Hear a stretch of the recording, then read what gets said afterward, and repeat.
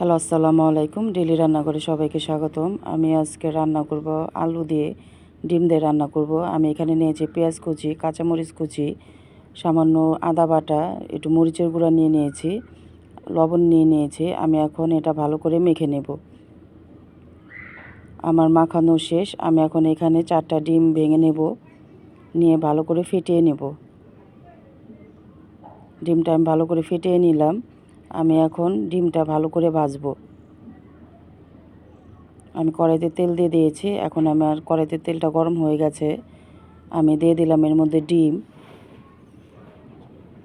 ডিমটা আমি ভালো করে ভেজে নেব। আমার ডিমটা এক সাইড হয়ে গেছে। আমি এখন এটাকে উল্টিয়ে নেব। আমি উল্টে নিলাম। এখন আমি এটাকে কেটে নেব।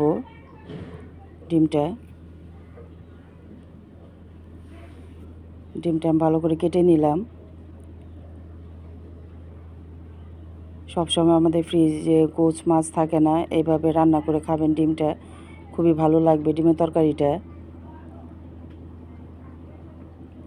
এই রান্নাটা মূলত যারা আমাদের ব্যাচেলার ভাইয়েরা বোনেরা আছে, প্রবাসী ভাইয়েরা বোনেরা আছে, শর্টকাটে রান্না, এটা করে খেতে পারেন, খুবই ভালো লাগবে।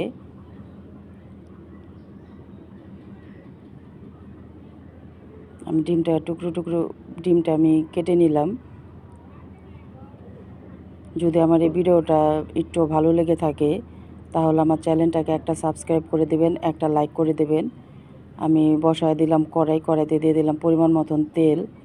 এখন আমি দিয়ে দেব পেঁয়াজ কুচি। কমেন্টে জানাবেন আমার তরকারিটা কেমন হয়েছে। আমি এর মধ্যে দিয়ে দিলাম আদা বাটা পরিমাণ মতন। এখন দিয়ে দেবো আমি এখানে ধনিয়ার গুঁড়া, জিরার গুঁড়া দিয়ে আমি এখন এটা নাড়াচাড়া করে নেব। আমার মশলাটা একটু কষানো শেষ। এখন আমি এর মধ্যে দিয়ে দেব মরিচের গুঁড়া, দিয়ে দিলাম আমি হলুদের গুঁড়া, দিয়ে আমি এটা নাড়াচাড়া করে নেব। দিয়ে দিলাম সামান্য পরিমাণে পানি। আমার মশলাটা কষানো শেষ। আমি এখন দিয়ে দিলাম এর মধ্যে লবণ। এখন আমি দিয়ে দেব আলুটা দিয়ে আমি ভালো করে কষিয়ে নেব।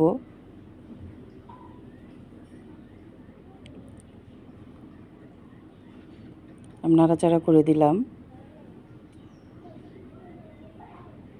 আমি এখানে দিয়ে দিলাম একটা টমেটো, দিয়ে আবার একটু নাড়াচাড়া করে দিলাম, ঢেকে দিলাম। এখন আমি ঢাকনাটা উঠে একটু নাড়াচাড়া করে দিলাম। এইভাবে একবার হলে ট্রাই করে দেখবেন। আলু দিয়ে ডিম দিয়ে রান্না করে ভেঙে খুবই ভালো লাগবে।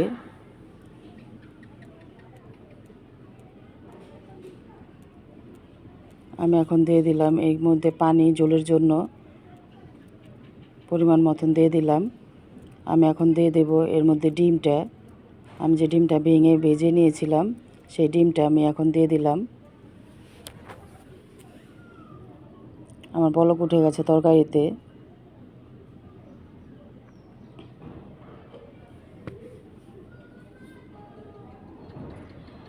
আমার তরকারিটা কেমন হয়েছে দেখেন। আমার রান্নাটা শেষ। যদি আমার এই ভিডিওটা ভালো লেগে থাকে একটা সাবস্ক্রাইব করে দেন। আজকের মতন ভিডিওটা এখানে শেষ। আল্লাহ হাফেজ।